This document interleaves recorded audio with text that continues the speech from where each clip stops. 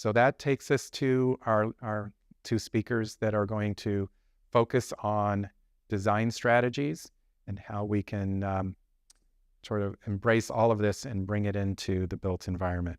So our first speaker is Karin Liljegren, founder and principal of Omgivning. They're a downtown design firm. They do really remarkable work, and Karin's going to be talking to us about sort of the ground and the sky and how we can look at opportunities to integrate public-oriented space. And then Abby Stone, who's a senior project director from Rios, a very locally renowned design firm that does architecture and landscape and urban design. And she's going to be sharing some of the successful strategies that they've been able to implement through certain projects that they've executed. So we're going to start with Karin. Thank you so much for joining us. So I'm Karin Liljegren, principal and founder of Omgivning. We are an architecture and interiors firm, and we kind of focus primarily on the reuse of existing buildings, otherwise known as adaptive reuse, changing it to a new use, and mostly in urban environments. And our approach is very kind of macro to micro in the way that we do our projects. So on the macro side, we're really involved in policy and advocacy to try to make the reuse of existing buildings easier to do, because it's very expensive and it's a lot of work and it's really hard, but it's really important for the sustainability of our world and to provide housing and cultural heritage of our spaces. And then obviously we do architecture work. And then in the micro is the human-centered design aspect, the interiors, how does it look and feel? How is it designed for humans? And omgivning is a word, it's a Swedish word, and it means the way a space feels around you, which there's no English word for that. And kind of better than my last name, but I don't know, debatable. Yeah, so I have a couple case studies, but the specific things, so one is the elevated parks, as we've been talking about. Typically, they're still private spaces. And so how do we get the public up there by still having it being a private building? Lots of amazing examples, amazing parks, but again, they're typically private, or you have to be a friend of the tenant to get up there, that kind of thing. So the first case study we're going to talk about is our project at 8th and Broadway in downtown. I mean, this is an enormous project, but I think that there's a lot of takeaways of how this can work in West Hollywood. So this is a 1.2 million square foot building. It was originally the Hamburger's department store, then it turned May Company department store. And in itself, it was like its own community, right? Like it wasn't just a department store, but even department stores back then was kind of where you would go and spend the whole day. You know, you'd go shopping, you'd go to the barber and the hair salon, you'd go to the nursery on the roof, or there'd be events. Like it was a whole kind of community, which is kind of interesting in itself. So part of the transformation of this building is a major rooftop experience. So this view is just about 1/3 of the rooftop. And basically, and even going kind of back, as I was saying, they had nurseries on the roof. They had I think this was a puppet show for kids. And I think those were great examples from the past too of how the public can kind of come up.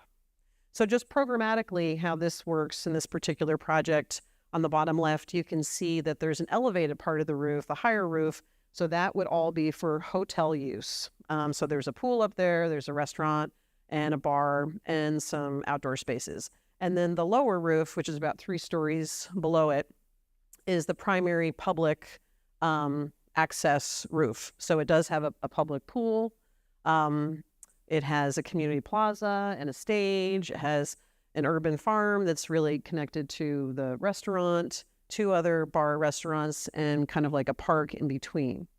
So obviously, and we do, most of our work is for all private developers. So we're always thinking, like we've been trained to think, how do you bring in revenue to the building? But that's what the developers are, always putting in our head. At the same time, we're always thinking, how do we create community with what we're doing? So a lot of times there's community within the building. So there are specific community spaces just to the hotel. or now the hotel might turn to residential. So in that case too, residential units have their own kind of outdoor space, as well as how do you bring the larger community up into the building. And so, a lot of these programmed elements create that while still bringing revenue into the building with basically the F&B, and then also events that are potential on the roof. So now how do you get up there, or what is that experience? So again, going back to history, and a lot of time in these old buildings, we really do look at what they really kind of had it right in the beginning. So obviously on the left, very grand entries. It's very clear where do you enter this building. And because the building is so large, it has one on each of the 3 street faces that really kind of invites you in. So even someone who doesn't necessarily know would say, oh, okay, that's where I go in. And then I love this image, largest department store in the West. It also, by the way, had the first escalators on the West Coast. I think it had the first underground parking garage too, if I'm remembering my facts straight. But they had these grand aisles that would go all the way through the building. And then on top of that, we're getting historic tax credits for this building. And one of the things they said was, hey, you have to maintain at least one of these big aisles. Because obviously with today's market, you have to kind of separate the ground floor in a bunch of smaller retail spaces. So then we thought, oh, okay, so why don't we kind of create an interior street? And as long as we have to maintain one of these aisles, which again, the developer wasn't super happy about, we're like, no, let's make this a whole thing, And then we create this interior street, totally open to the public. And then the elevators to get up to the roof are right there. So you can still have, your separated private retail. We have a food hall, but it can all kind of be separate. But then you're really encouraging this interaction through the building and then up to the roof. And yeah, I guess just back up to the roof, that feeling that it's okay to come up there and not spend any money on the F&B. Again, I wouldn't tell the developer that, but also bringing people up there and allowing that openness creates more revenue from the spaces around it. So talking about interior streets a little bit more. So interior streets, are pretty prevalent. We've all seen them around the world. This one's in Kyoto. But typically they're commercial interior streets, and typically they're either planned by the city or they're kind of a mega development, maybe like Chelsea Market or something like that. But how do you kind of scale it down and bring it into a smaller development? So this project is at 7th and Main in downtown also. And instead of the typical, the developer wanted to, let's just make this into office and retail. We're like, well, what are the characteristics of the building that can bring some new opportunities? So again, as we're thinking, I want to sell this to the developer of how they can create more revenue. It's also, again, how do you create more community within the building and with the neighborhood throughout the building? So the back of the building had a service court, which wasn't needed anymore because originally it was a 3-4-story furniture store. And so with the new use, it didn't require that anymore. So then there's this cool space in the back. Oh, let's make this nice, a courtyard with probably like a little bar or cafe off of it, and then really strongly connect to the front door on Main Street. So in plan, this kind of shows on Main Street, the bottom of the plan, having this interior street that goes through. So it's not very big. And then in the back courtyard, you have that kind of cafe bar.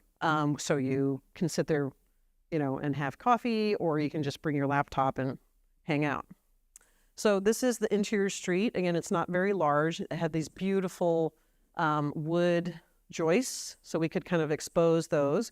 And then instead of the restaurant being open on the street, or it could still do that, but really encouraging an interaction of the interior street with the restaurant, which isn't kind of typically done. And then there's a coffee kiosk also under the light fixture. So really kind of drawing people in. So then how that relates to the block, so this particular developer also bought where it says retail, and where it says food hall. So they have a surface parking lot where it's retail. There's nothing there right now. It's just a surface lot. And then they bought the building that says food hall. We also renovated that for them. But again, as a part of this, it was like, oh, okay, well, so instead of just thinking about the fronts of buildings and how those can be activated off of the street, how, again, developer, you can create revenue from the backs of your buildings by having stores, food and beverage, potentially live workspaces. You can even have residential. So you also have kind of eyes on and then you can kind of create this paseo kind of through, because this isn't an official alley. So this is actually private land. But it's just looking for those opportunities. What are some of the existing conditions? What has potential for the future? And how can you bring these ideas to people? And then it was kind of fun because there's already a great pedestrian street on the next block, which is Santee Court, and that can interconnect with this development. And then the last project, I'm always looking for public remote work. I'm one of those people, I'm always bringing my laptop everywhere and like popping it up wherever. So to me, that's if I can find the perfect place to sit where I actually have shade and there's no glare on my laptop and I have a surface and I have comfortable seating because I want to be there for a while. To me, that's the baseline, because then it's so easy to also, it can be a place to have coffee or to meet a friend or to sit and read a book. But if I can bring my laptop, that's kind of key. And the other situation I think we find a lot it's either surface parking lots or underutilized parks like this, or maybe it's a parking garage with an underutilized roof. And so this is a project that we did in Hollywood called Second Home. And this is actually currently all private. This is a co-working, a really awesome company and site. But what they did, I think, can really translate to a lot of other ideas. So the project was taking the existing 1963 Paul Williams building, formerly the Women's Assistance League, really cool, very elegant 1960s building, and converting that. And then they had a parking structure, mostly subterranean. So it's like about a half a level above the sidewalk.